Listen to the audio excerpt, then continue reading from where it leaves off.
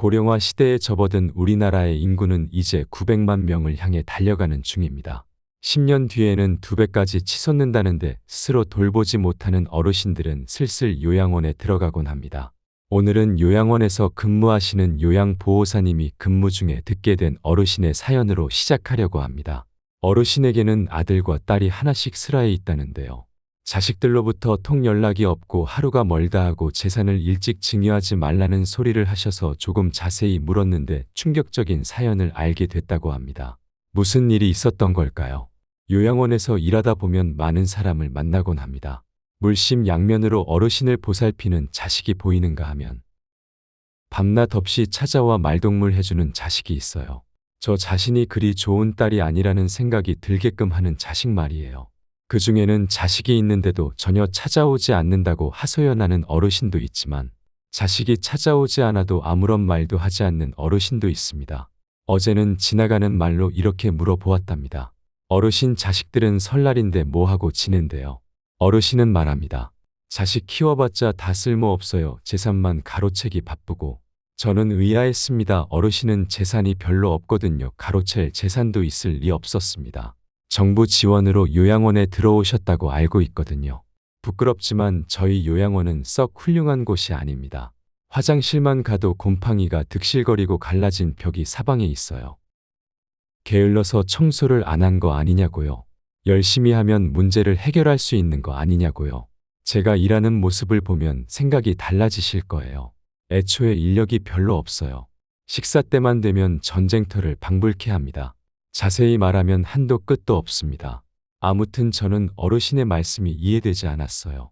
그래서 물어보았죠. 어르신 재산이 많으셨어요. 어르신은 말했어요. 그럼 그렇고 말고요. 제 얘기가 궁금하세요. 오늘 설날이고 하니 들려드릴까요? 저는 들려달라고 했습니다. 마침 청소도 끝났겠다 할 일이 없었거든요. 그렇게 궁금하진 않았는데 센터장님이 휴대폰을 금지해서 재미없는 책이나 보려던 참이었어요. 어르신이 입을 떼셨습니다. 공무원이었던 저는 조금만 방심해도 길거리에 나앉아야 하니 아주 같이 돈을 긁어 모으면서 살았죠. 그렇게 빚을 갚았고 차차 자리를 잡았어요. 눈에 넣어도 아프지 않을 자식까지 둘 얻었습니다. 딸 하나 아들 하나 말이에요. 밤낮이 일해서 애들 뒷바라지를 했어요. 모두 서울에 있는 대학에 입학시키고 무리도에서 집을 한 채 구매했어요. 집값이 폭등하던 시기였지만 나중에 자식한테 물려주려고 구매했죠. 자식들 노후도 부모님이 챙겨주어야 하는 시대로 변하는 중이잖아요. 시대 흐름에 저는 민감하지 못했지만 우리 남편이 그쪽으로 바삭했어요. 그러다가 우리 딸이 결혼한다고 하더라고요. 마침 사놓은 아파트를 증여했습니다. 그 다음은 아들이 결혼한다고 그랬죠. 다음 아파트를 살 만큼 아직 돈을 모으지 못했던 터라 나중에 서운하다는 소리 듣기 싫어서 제가 살던 아파트를 주고 빌라로 이사 갔어요. 남편은 당시에 돌아가시고 없었어요. 제 직업도 철밥통이라 돈 모으는 게 쉽지 않았죠. 빌라로 이사 갔던 이유는 다른 게 아니에요. 괜히 밉보였다가 나중에 독거노인으로 찬밥 신세 되기 싫었거든요. 생활은 어려웠지만 상관없었어요. 애들이 기 안 죽고 잘 살면 그만이었습니다. 그런데 결혼하고 자주 오겠다던 아들딸은 어째 전화 한 통이 없습니다. 궁금한 마음에 반찬을 싸들고 이따금 찾아갔지만 며느리랑 사위는 저를 불청객 취급만 했죠. 죽을 죄를 지은 기분이었습니다. 곧 죽어야 하는 사람이 살고 있는 사람을 만나면 안 되는 것 같더라고요. 나중에 알게 됐는데 내가 찾아갔을 때마다 딸아이 부부는 싸웠다고 하더라고요. 그 소식을 듣고부터 연락을 끊었어요. 고스란히 관계는 절연되어 저는 모래를 쥐고 있었던 거예요. 힘을 빼는 즉시 손가락 사이로 사라지는 모래를 언젠가. 한 번은 딸 아이에게서 연락이 왔답니다. 지금 사는 곳이 손주들 성장기에 좋지 않은 동네라. 새로 이사를 가야 한대요. 왜 이런 집을 사줬냐고 저한테 따졌어요. 저는 억울했어요. 매매할 당시에는 그런 걸 신경 쓸 수 없었거든요. 그때는 금이랑 달랐으니까요. 놈밖에 없었던 시절이었어요. 하지만 저는 무슨 죄를 지은 기분이었답니다. 살고 있던 빌라에서 나왔습니다. 거기 전세금을 따라 이에게 주고 시골로 내려갔습니다. 그렇게까지 했으니 이제는 딸아이가 신경 써줄까 싶었는데 어째 연락 한 통이 없어요. 전생에 무슨 죄를 지었을까 곱씹으면서 하루하루를 연명하는데 어느 날 전화가 온 거예요. 청천벽력 같은 소식이었습니다. 딸아이가 이혼했다는 거예요. 자식도 남편이 데려가서 요즘 너무 외롭고 힘들대요. 이게 다 저 때문이라고 하더라고요. 한참 좋을 때 자꾸만 눈치 없이 찾아와서 둘 사이가 금이 가기 시작했대요. 나비 효과가 되어 지금 사단이 벌어졌다는 거예요. 저는 미안한 마음에 보따리 싸들고 딸아이한테 갔습니다. 딸아이는 환하게 받아주며 집에서 제일 큰 방을 나더러 으라고 줬죠. 저는 그게 너무 좋더라고요. 내가 사준 집이긴 했지만요. 하지만 문제는 거기서부터였다. 아이 집에서 살기 시작했냐고 물었어요. 그렇다고 하니까 혹시 그 집 엄마가 사준 거냐고 묻더라고요. 아들이 질투할까봐 굳이 얘기하지 않고 있었던 사실이었는데 꼬이꼬이 캐물으니 그렇다고 말했죠. 아들은 시큰둥하게 알았다고 했어요. 잠깐 딸아이를 바꿔 달래요. 둘이 무어라 속 다이더이 전화가 끊어졌어요. 무슨 일이냐고 물어보니까 딸아이는 아무것도 아니래요. 그 집부터 있어요. 딸아이가 조금씩 무심해지고 시작했어요. 왜 그렇게 되기 시작했는지 저는 몰랐어요. 설거지도 안 하고 어느 순간부터는 청소도 그렇고 모든 살림을 저한테 맡기더라도 일도 안 하고 집에서 그렇게 빈둥댈 거면 집안 일이라도 하라고 딸은 저한테 말했어요. 저는 꼴에 자존심을 부렸습니다. 집까지 사줬는데 제 집에서 그런 취급을 당하니 마음이 별로 좋지 않았어요. 저도 집안일 안 했답니다. 그때였어요. 딸아이가 집에 안 들어오기 시작한 게 그러다가 찜질방에 잠깐 갔다 왔을 때였어요. 문이 안 열리더라고요. 어쩔 수없이 바닥에서 잠을 청했습니다. 지갑이 있긴 했지만 돈도 없고 아무것도 없었거든요. 그렇게 며칠을 보내다 경로당이 열려 있을 때면 거기에서 잠을 자곤 했습니다. 관리사무소에 찾아가 도움을 요청하기도 했지만 명의자가 아니라는 까닭에 도울 수 있는 게 없다고 하더라고요. 전화는 연결시켜 줄 수 있겠죠. 그렇게 딸아이에게 전화했어요. 딸아이는 전화를 받자마자 당황해 했습니다. 그러다 정신을 차리더니 말했어요. 다 알고 있다고 나 몰래 오빠 결혼할 때 두둑하게 예을 챙겨준 거 그러니 이사짐 센터 불러줄 테니까 어서 짐 빼라고 그럼 열어주겠다고 그렇게 짐을 빼고 여기 있는 거예요. 아들놈은 전화도 안 받습니다.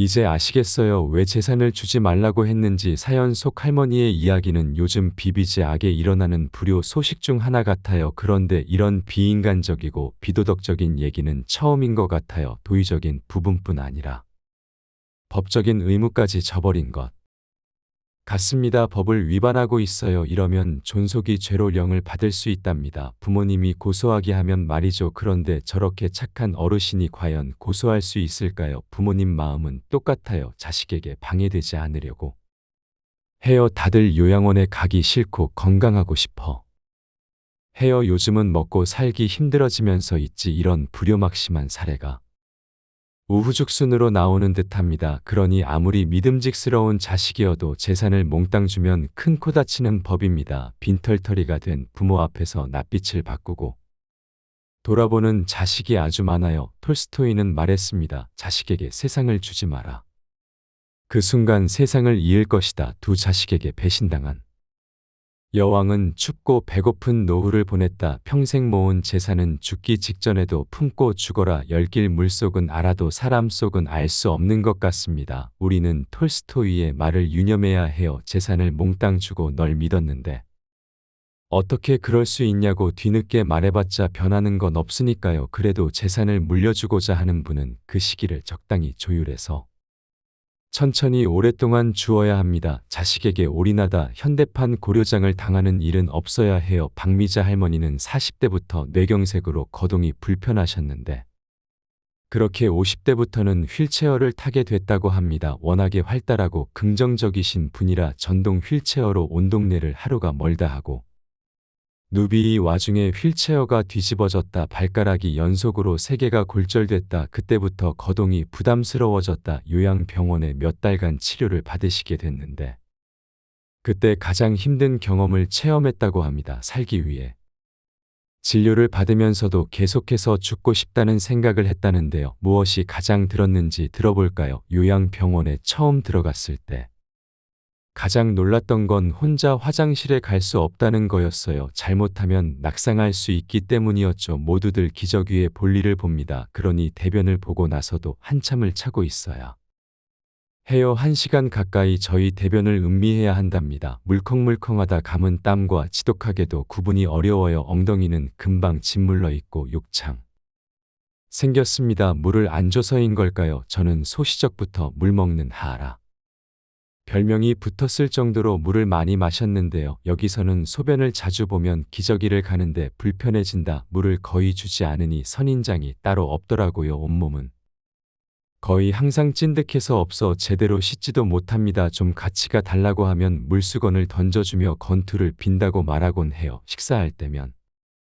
새벽에도 깨워놓고 몇 시간을 줄창 대기시킵니다. 그제야 밥을 줘요. 불만을 제기해도 요양병원에 총여 명의 어르신이 누워있는데 어떻게 한 명씩 진수성찬을 줄 수 있겠느냐고 오히려 면박을 주는 거 아니겠어요. 여기저기 민원도 넣고 큰 소리도 냈습니다. 그러다 보니 쫓기듯이 퇴원을 당했어요. 저는 곧 죽어도 집이 좋아요. 퇴원은 축복이었습니다. 참으로 안타까운 사연이었다. 아신 분이 거동이 불편해졌다는 이유만으로 되게 의뢰지신 것 같아요. 저런 어르신은 어떻게 도울 수 있을까요? 제도의 사각지대가 너무나 많은 듯합니다. 남일이 아닙니다. 누구나 거동이 불편해질 수 있어요. 요양원에 들어가는 건 나의 순위 아닙니다. 그런데 요양원이라는 곳 정말 말처럼 요양을 받을 수 있는 곳가요? 다음은 어머니를 모시고 있는 자녀가 얘기하는 요양원에서의 약 처방 때문에 거동이 되려 불편해졌다는 사연인데요. 평범하지는 않은 내용으로 보입니다. 일단 한번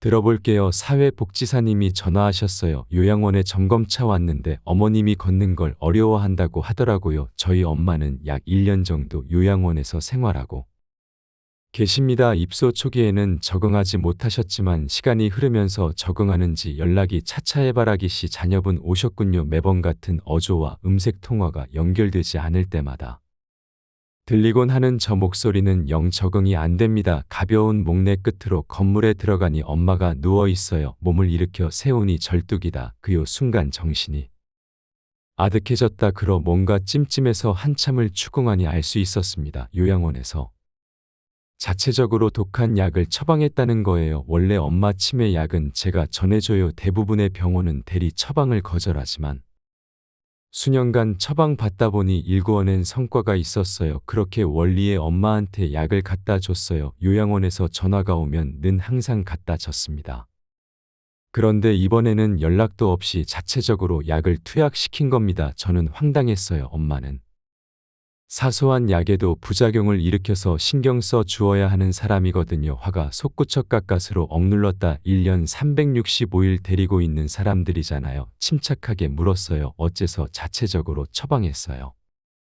답변은 이러했습니다. 분명 전화를 드렸을 텐데요. 통 연락이 없으셨어요. 그러면서 사과까지 하니 저는 엄마 손 붙잡고 병원이나 갔습니다. 원래라면 대리 처방을 해야 했지만 엄마의 상태를 좀 확인하고 싶은 마음도 있었어요. 주말이라. 병원은 30분이 지나자 저는 진료실에 들어갔습니다. 의사 선생님의 표정은 순식간에 굳어졌을 절뚝거림 보게 돼서 있을까요? 저는 말했습니다. 평소처럼 처방해도 문제 없을까요? 의사 선생님의 말씀은 너무나도 충격적이었습니다. 의사 선생님은 말했어요. 더 이상 약물은 소용없다고. 요양원에서 안 그랬나요? 저번에 분명히 통보했을 텐데요. 그런데 또 처방해 달라니. 저는 난감했습니다. 처음 듣는 소리였어요. 휴대폰을 켜보았습니다. 약을 가져오라고 요양원에서 발신한 전화가 예전에 있기는 있었는지 확인해 보았어요. 부재중은 없었어요. 제가 전화를 받지 않았다고 한 말은 사실이었습니다. 더 이상 생각하고 싶지 않았습니다. 무엇을 따진다고 한들 엄마가 나아진다는 보장도 없잖아요. 엄마 손 붙잡고 집으로 왔어요. 요양원의 짐은 그날 바로 뺐습니다. 엄마는 얼마 뒤부터 잘 걸어다니기 시작했어요. 항상 부지런히 돌아다니십시오. 알고선 그것을 찾는 느낌이었어요. 찬장을 열고 닫고 닫아요. 5분 후에 또 닫습니다. 옷장, 서랍장 등등 예외는 없습니다. 같이 앉아서 텔레비전을 보자고 해도 묵묵히 닫습니다. 서너 번쯤 요양원에서 전화가 왔어요. 저는 한 번도 받지 않았는데요. 일주일쯤 뒤 센터장님이 직접 전화하더니 이런 말을 했습니다. 어머님이 마침내 안정을 취하려 하기 시작했는데 왜 짐을 뺐냐고 다시 들여보내라고. 저는 전화를 끊으려다 물었어요. 대체 무슨 약을 투약시 조 센터장님은 말했어요. 어머님이 잠을 못 주무셔서 필요한 약을 처방 시 그쪽이 전화도 안 받고 그래서 자체적으로 시킨 약이다. 그러니 전화를 제때제때 받지 그랬냐 저는 말했어요. 다 알고 있습니다. 시침이 떼지 마세요. 그랬더니 정적을 한참을 머금고 말하더라고요. 요즘도 이리저리 돌아다니시고 요양원에서 하도 그러셨어. 화상도 몇 번 당하고 손까지 잘릴 뻔했다고 정당한 조치를 취했다고 알아대하 않았다고요. 자꾸 안 주무셔서 어르신들이 대거 떠나셨어요. 손에 배상을 청구해도 시원찮다고 저는 전화를 끊었습니다. 역시 받지 말걸 그랬어요. 그로부터 일주일 뒤였습니다. 엄마가 쓰러지셨어요. 부랴부랴 입원을 시키니 새하얀 할아버지 의사 선생님이 말했습니다. 빈혈로 인한 쇼크사 같아요. 최근에 어머님이 뭘 드셨나요? 저는 말했습니다. 마지막에 사과 드셨을 거요. 의사 선생님은 물었어요. 처방받은 약이 있나요? 없다고요. 한 달 전에도 저는 대답했어요. 저도 모릅니다. 그땐 요양원에 계셨어요. 의사 선생님은 요양원 번호를 묻고는 잠시 나갔습니다. 돌아오셨을 때에는 얼굴이 많이 울그락불그락 거리고 있었어요. 제가 말했어요. 무슨 일인가요? 의사 선생님은 말이 없어요. 입술만 움직이십니다. 무슨 욕을 하는 것도 같아요. 마치 지갑을 훔친 사람보다 잃어버린 사람이 더욱 잘못이라는 뉘앙스입니다. 그렇지만 저도 어쩔 수 없었습니다. 처음 입수하는 날에 그분들 엄청 친절하셨으며 와서 오히려 다행인 거예요. 정신이 온전하면 되려 지내기 힘들어요. 얼마 안 가 어머님은 여기를 집이라고 생각하실 거예요. 그때부터 아주 잘 지낼 거예요. 그러고 보니 엄마는 한 번도 요양원을 을 집이라고 칭하지 않았어요. 가끔 통화할 때에도 어디 누워 있다고 했고 외출하다 복귀할 때도 왜 남의 집에 가냐고 했습니다. 그때 눈치챘어야 했는데 제가 관심이 부족했네요. 참 답답한 사연이었는데 얘기를 하려다 많은 느낌을 왜 자꾸 고수하는 잘 모르겠습니다. 무어라 항의해도 달라지는 게 없어서일까요?